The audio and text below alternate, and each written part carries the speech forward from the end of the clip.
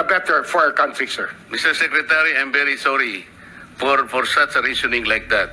Alam mo, nakikinig I'm very ang sorry, sir. buong bansa. Also, sir, I'm very sorry too if you do not agree with me.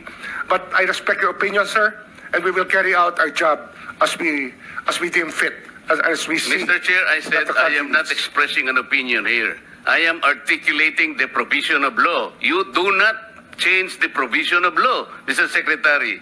You may be disbarred from doing this. Like, share, and subscribe. Botanera Mix Vlog 2.0. God bless the Philippines. Mr. Secretary, a couple of days ago, in the last hearing when you were here, we somehow settled the issue that restitution is not a requisite for an applicant to the WPP. Is that correct? It's not in the law. But sa akin ko kasi, hindi lang po batas na nagdidictate dito. It's also what is morally right, what is expected of us. Yan po kasi, kahit hindi nilagay sa batas, mga given po yan sa ating lipunan. What do you mean by that, Mr. Secretary? Kasi wala nga sa batas yung ano. Wala nga sa batas. Yung Then, requirements ano ilalagay mo sa batas? for admission to the witness protection. Ang restitution is not part of it. Yes, it is not. Oh, pero hindi ho nangangahulugan na hindi namin pwede i-layout yan depending on the case. Mr. Secretary, I am still in the stage where a particular applicant wishes to apply under that program. And there is a process. In the process, restitution is not one of the requisites. Is that correct? Opo, pero if it's in terms of this teka case muna. being a financial crime, sir, this is a crime against the Mr. Secretary. financial status of the Filipino people, of the Philippine Republic. I think that it's just right. Mr. that we ask. Secretary, are you amending the provision of the No, law? sir. No, sir. But that is how we run the witness protection program. As a lawyer, Mr. Secretary, may I ask you, in a criminal prosecution, the civil liability is impliedly instituted. Is that correct? Of course. Kaya nga eh. Hindi naman nangangahulugan kung sakasakali na natapos na yung criminal prosecution, kapag ka nakita na mayroong criminal liability yung tao, because it is impliedly implied, doon lang magkakaroon ng restitution. It will come after. Paano mo sasabihin na magre-restitute ang isang tao? Meron na bang findings kung magkano i-restitute on how it can be restituted? Nag-a-apply pa lang eh. Huwag po ninyong babaguhin ang requisite ng batas, Mr. Secretary. I thought nung dumating ka dito, nagkaintindihan na tayo eh. Kaya nabablar ang proceedings natin eh.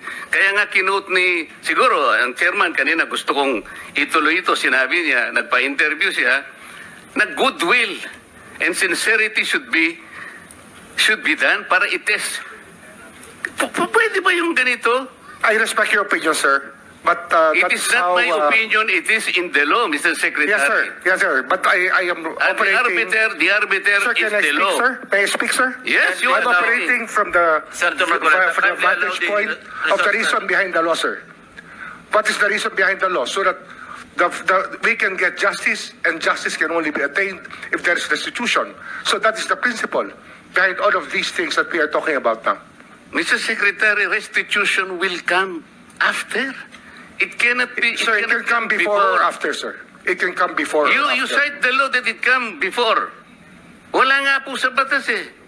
Huwag Sir, po ninyo babaguhin ang batas, Mr. Secretary. we are operating on a unique set of facts, and we are, all of these matters are being evaluated because the gravity of this financial crime cannot be underestimated, and that the more assets that we're able to preserve at the outset, the better for our country, sir. Mr. Secretary, I'm very sorry for such a reasoning like that.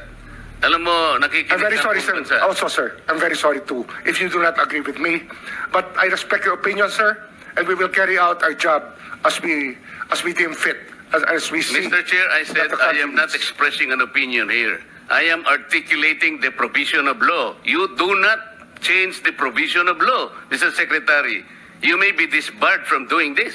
Then it's your opinion, sir. It's your option, sir. Sinabi ko na nga hindi ko opinion dito. I am Then it's your option, articulating sir. the provision of It law. is what you wish to happen. That you may proceed. Ikaw ang with what you nagbibigay wish. ng opinion, nilalagay mo yung restitution to test the goodwill of a possible applicant. It is not in the law. Unless you are able to point out the provision of law that it come before. Hindi ganun eh. Sabi mo na nga, and we admitted, impliedly instituted ang civil liability, but this will come eventually after the court has pronounced kung magkano ibabalik niya kung meron man. Not before. Thank you.